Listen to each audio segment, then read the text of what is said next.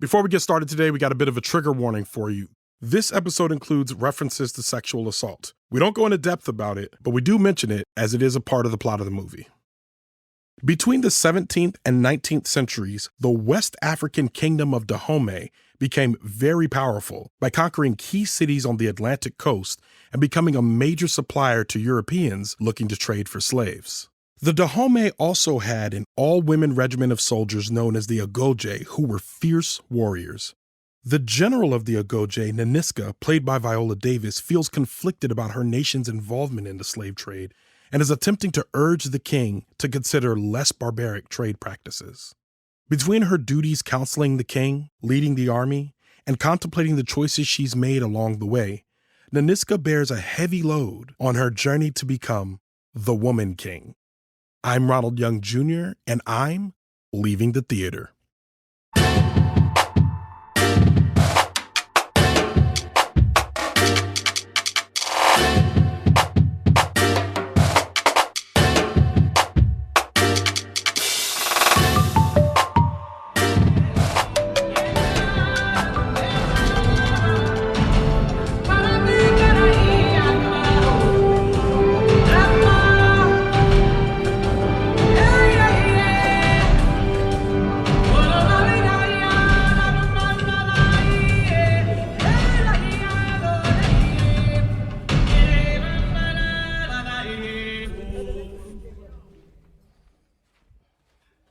Check. This is Ronald, and I am leaving the theater after seeing The Woman King.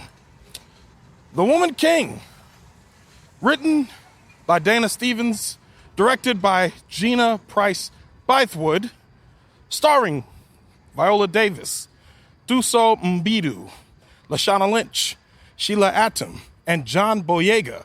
For a complete list of the cast, check out the show notes. I am not here by myself.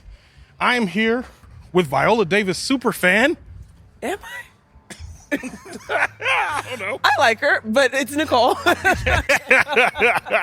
I'm back once again with Nic Hill. Okay, what are your thoughts? Okay, so I really love action. I love hand-to-hand combat. I want to see black women, I train, so that's cool to see black women like going so hard. I think that because you never see black women in these kind of movies, I forgot that black women warriors are going to be dealing with a lot of other things. Correct. And so that added an intense layer of heaviness to it. So I enjoyed it, but it was so much more emotional than I intended to be on this Thursday night. Okay, so we're going to talk about the movie mostly, and I'm going to jump in here in a minute. But there's a reveal, and we'll talk about that after the credits, and we'll talk about a lot of the spoilery stuff after the credits. I thought it was a good movie. I thought Gina Prince-Bythewood, you might know her from her most famous movie, The Old Guard, which is available on Netflix. Oh, I was going to say Love and Basketball. What's that? Oh my God, why did you say The Old Guard? But The Old Guard is good. I'm joking. Of course, we know her from Love and Basketball, her greatest film. And if I'm not mistaken, it might be her first film, which, I mean, if you can get out the gate making your first film your best film, that's actually a high standard if that's your first movie. Yeah. The movie, I thought it was good. I thought the action was good. I thought the acting was good. I definitely think that it has some flaws. And I think, and there'll be a lot of stuff that I say, especially after the credits. Those of you that have Patreon, you will definitely hear those thoughts. But I think for the most part, what I was watching in front of me, I had a lot of thought. I had a lot of comparisons in my mind to two other movies, The Last Samurai and The Northman. Mostly because I think, and also Braveheart. And mostly because I think The Northman is one of the worst movies I've ever seen. But it came out earlier this year, and white dudes were going crazy over it. They're just like, wow, this is just Norse. Oh my God, this is great. Look at this. And I watched it and said, I don't think we needed another one of these. And then I walked into The Woman King and saw this, and I was like, oh, we've never had this. We've had Black Panther, which is a Marvel film, and it is not this. I think a lot of people won't realize that, especially for Black folks, for the Black community, to have something like this that is set in Africa, that is showing the wealth of Africa, and is showing like historically the involvement in the slave trade and being conflicted about the slave trade. These are all things that we never get to see in the movie. And for all of that, that was great for me. What did you think about those elements? Yeah, I mean, I think it was really beautiful. It's always very beautiful to see Africa. You know, it's hard because we're never going to see it outside the context of white people. Correct. So that's a bummer. But it was nice. The little bits that we got to see, there was just like family drama. Like when I was like, oh, this reminds me, I love period movies. Pride and Prejudice is one of my favorites. So in the beginning, when it's just like dealing with like the husband stuff, I was like, whoa, this feels so... They dealt with this too. That was really cool. So those elements of it, beyond just the wealth of Africa, it's really cool to see just what interpersonal daily life was like. And, you know, we don't look upon the Dahomey and like all that stuff. Like that was really cool. And it felt really good to see that. And it felt really good to see like people having fun and community. Like they were just, it wasn't just when they were behind the walls in their space and they were safe. I love to see how they celebrated together. I thought that was really fun. And the little palace intrigues and stuff like that. It was good. Yeah, I think all of that was great. There was a lot of elements they put in this. I remember sitting there thinking, just like it was the same way with the same type of world building that they did in Black Panther, in that there's all these little things happening that you don't really expect of an African nation, and it's mostly because we don't get to see it that often. So it was kind of cool. And you're right, I didn't even think of the comparisons that we get to see when we look at it like in a period piece or in a medieval film or in Game of Thrones or in any of that other stuff where you get to hear exposition coming from like from off characters. Now, I mean from basically third, fourth, fifth level characters that we're talking about. People that aren't even main side characters. That's what I'm trying to say. I don't know, I couldn't say that. With all that in mind, we did not say what the plot of the movie was. And just quickly, in Africa, there's this conflict going on. There's one nation called the Dahomey Nation. They have a group of fierce women warriors who are working hard to keep Dahomey in power, actually to keep peace in Dahomey, honestly. Yeah, and to protect the king. They're the King's Guard. Exactly. They're the King's Guard. So they're called the Agiome. Agoje. Which, I mean, y'all can just go ahead and email me if I got it wrong. I'm sorry. Like, I'm already sorry. Yeah. So, and they're very fierce, and we're introduced, and we're partially told the story through the eyes of Viola Davis, who is the general of the Agioje and the leader of the King's Guard, and through a new recruit to the Agioje. Her name is Nawe. What did you think of both Nawe and what did you think of the storytelling in the movie? Yeah, I mean, it's a really beautifully told story, and it really focuses on the truth of what would happen to a bunch of women, to women when you are in a slave trade, when you're at war. These are the stories that are so often, I mean, they're just, you never told.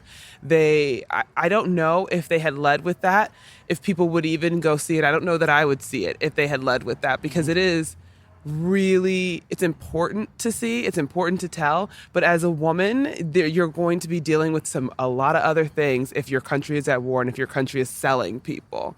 And so I think that the storytelling was really, I think ultimately she did want to, Gina, and you know, the story is about women in war and women in slavery and what it means to be a woman and need to navigate a world that is controlled by men. And so even the women who aren't fighting and who are the king's concubines or whatever, his wives, they are also needing to navigate power and figure out how to move in that way. And so I think it did a really good job of demonstrating the different ways in which women need to move in order to survive in a men's world. Sometimes you can fight with your body and your force and stuff, and sometimes you have to use your mind. And I thought that was really, really interesting. I think, you know, the thing that was hard about it is I think we spent a lot of time looking at really beautiful things instead of advancing the plot. But it's because you never seen these things before, so it's the constant tug of Black storytelling. I agree. I think the one thing I was going to say was like I have two big issues. One is the pacing. And I think you're right. I think there were times in which they were kind of like, they weren't 100% sure with the sequence of the movie, because there's stuff that I feel like happens that I'm like, I don't know if that needed to happen then, or I don't know if that should have happened like that. Or even if we go to the ending felt very Lord of the Rings-ish, where there was about 3 of them, where it was just like, you could have ended right there, and then it kind of goes a little longer. I was like, well, you could have ended, okay, and then I was like, okay, well, that's where he ended. I'm like, and it was fine. Like, I wasn't mad at how it ended, but I had already felt like I had been emotionally satisfied in the film, and I felt like there were several instances in which it kept lingering. There's a death scene in which a slaver is murdered by slaves, which I was fine with, but which is weird because we watched what was going to happen. We knew what was going to happen. We were shown that it happened, and then the camera lingered on it afterwards, and I felt like, oh, that was. I don't know if I needed that. Like, you could have just ran away and I would have like, oh, I know what's happening next. And I would have been fine with that. And I wondered about that. So there was a few things that I felt like went a little longer than they needed to. And we'll talk about one other thing after the credits because it involves one of the reveals. But there was, like, pacing wise, I think that's where my biggest issues were. Okay, so there was 2 issues. One, I don't think they had enough story for the length of movie they wanted to make. And so that's like, I think where we just were like, let's linger then. Yeah. And then 2, I think that there were times in which they wanted us to revel in the satisfaction of revenge. Yes. And I do think that is really difficult in Black films like this because I think what is the most satisfying is like you think it would be the revenge on white people, but it's really them getting away. Yes. And getting to go back behind the palace walls and just be together. Yes. And be left alone. Yes. That is the thing I would, if we were going to linger on anything, I would much rather linger on that than dead white people, which I just don't care. Yes. Okay, I think. I love to see them take them out. Because they were fighting and they were brave and they were fierce and they did what they trained to do. Yeah. But then to kind of be like, I think they wanted us to feel that emotional payoff. Yeah. But honestly, the thing that is hard about this one too is I had this problem in Black Panther when the men were tripping and then the women got them in line in that big fight scene. Yeah. It's not that satisfying to see Black people fight Black people. Yes. That was hard for me. Yes. That was really hard. I agree. I think there was a part in there where I think like I kind of allowed myself to just watch the movie at those scenes. But you're right. I remember there was a time when my brain said out loud, and I kind of suppressed it. When my brain said out loud was like, these are Black people fighting Black people. Yeah. And I'm like, I was like, all right, okay. And then, do you know what I tried to suppress that part by saying, okay, I want more of these movies. And there's plenty of movies about white people fighting white people. So I'm like, I guess if we're talking about equity, I'm like, then I guess I want to see more of things where there is a conflict between Black people. It's not a thing. For instance, there was the Western movie that came out, The Harder They Fall, I think it was, on Netflix. Oh, yeah. In which I was actively rooting for the antagonists in that movie simply because I liked them better than I liked the protagonists in the movie, but everybody was Black. And I really didn't think the motivation of the protagonist was that much better than the... We're tripping in that movie. I mean, this is not about that, but oh my God. Yes, when they let that girl go back, I mean, what are we doing? It made no sense. And that was your review of The Harder They Fall. You're welcome. You got a bonus review in there. What are you guys doing? Yeah. So, but yeah, I think you're right. There were parts in there that made it difficult. And I want to go deeper into the reveal. So we're going to cut this part short. And I know a lot of you are going to be like, oh, wait, keep going. No, join the Patreon because we'll keep going. But what is your rating? What would you give it? Oh, man. Okay, jumping to that. Was there anything else I wanted to say? It doesn't matter. I guess I'll say it afterwards. Yeah. Oh, okay. So my rating is a 4, although I can't watch it again. It is emotionally really heavy. As a woman, it is just like it hits home. I had some challenges with the depiction of Black men, with the only good one being the half-white one. Yes. That was big issue for me. Yeah. Like I kept leaning over to Nick and saying, Black men are the worst. Right, and it's like, I think that they realized halfway through, because I realized halfway through, that I'm so sorry. Now I'm going into a whole thing. And this is the last thing I'll say. That's fine. I think that they realized halfway through that it was like, oh, we've only Tyler Perry style shown you like dark skin terrorists. Like, they are just monsters. And so then they made that one black guy who was silent at all times, the one dark-skinned black man. Yep. They let him have a long scene where he was doing something heroic. Yes. Because up until then, the literal only good black man we saw Yeah. was the one who was half white and from Brazil. That's the problem. Okay. This is why I enjoy doing these with you, because you really did. Now that I'm thinking about it, and I'm like, yeah, that's annoying, because like every depiction we have of dark-skinned black men was either they were the bad guy, they were weak, Oh, right, exactly. Yeah. or they were, the bad guy, or they were weak. Period. Those were the two. And when they were bad, they were so bad. Yeah, they were bad. They were evil. Yeah, we saw them doing evil things. Yeah, And despicable so it's things. Horrible. So it's Yeah. just like either they were in chains or they were monsters who you want dead. Yeah.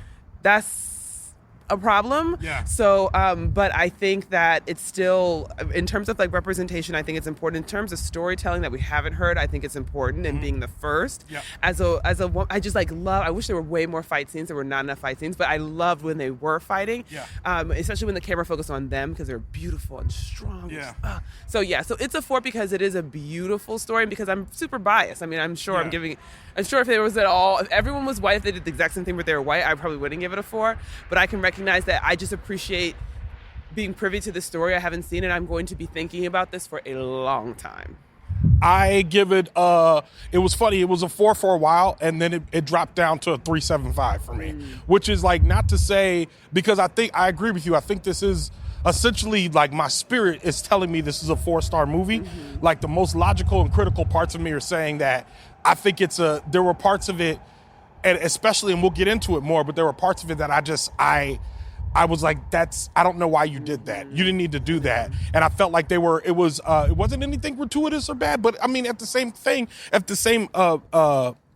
on the same note, I feel like if we're grading on the same scale that we grade other movies, I feel like I just want to make sure that I'm like, all right, this was great. But if I'm like going to go to movie critic school and talk to anybody else about it, I'll be like, I can tell you what the issues with this movie were, but they were no worse than the issues that were in The Northman or Last Samurai or Braveheart. Braveheart was just like a ridiculous film. Yeah, ridiculous. Braveheart is ridiculous. Yes. It just feels good to watch it. Yeah, and you know what? But I feel like this is that. Yes, This is, exactly, you nailed exactly. it. Yes, that's what I feel about this. I feel like I felt good watching this, and I would watch it again. I feel the same way you did, where I'm like, well, do I need to watch it again? But if like my mom and sister wanted to go see it, if my dad wanted to see it, I'd go watch it again with them. If it was on at the house, I'd watch it.